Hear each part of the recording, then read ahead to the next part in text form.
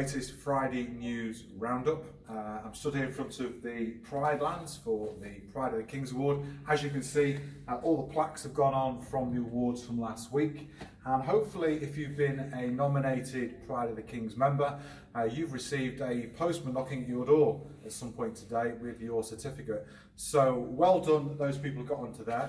The staff are looking this week for the latest lions to go onto our Pride Lands. So if you're submitting work to your teachers, keep doing it over these coming days, because there's going to be another final set of Pride of the Kings Awards coming up at the back end of next week. So watch out for that one. Follow me this way. It's been really funny this week. The inter-chapter sports competition has been really well received by students. Massive take up, over hundreds of students taking part. However, there has been a fair bit of scandal taking place, with the chapter leaders really being really competitive amongst one another. I'm standing here in front of the behaviours we reject. I think there's been a little bit of lack of self-control with some of the students really kind of going for putting multiple entries in. Love the initiative, but not quite what we're after. But if you've taken part seriously with the inter-chapter sports competition, really well done. It's been fantastic to see the number of students taking part, even if you've bent the rules that little bit to get your points on the doors. Okay, so I'm back in my favourite position outside the front of the school, mainly because the sun's back out again, which is always good to see. Important news for next week. As I mentioned previously, we are currently looking at our plans for the Reitman School in September. Those plans are well advanced, so on Friday's news roundup, you will get to find out what our plans look like for the reopening of the school in September. So please watch out for an important update next Friday. Year 11's GCSE results are available on the 20th of August, that's a Thursday, and they're available from 10 o'clock onwards.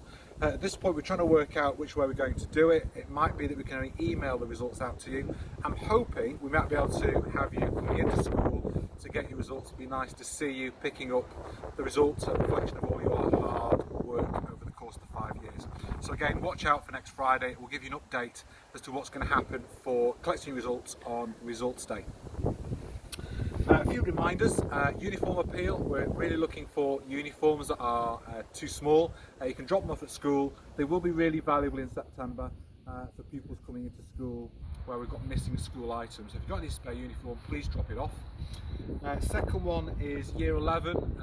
So if you've got any textbooks, resources, materials from school, you don't need them, but we do. So if you could do a drive-by, drop them off, walk by, or even perhaps bring them in if you're coming into school on the results day.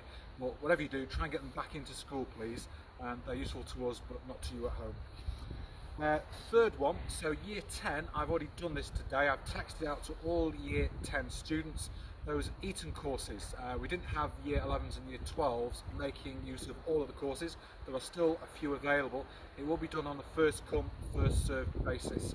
So have a check out your emails. If you're interested, get signed up, because if you're last minute, you'll probably find all the course places have gone. So that's Eton College, 3 courses, get signed up if you're year 10.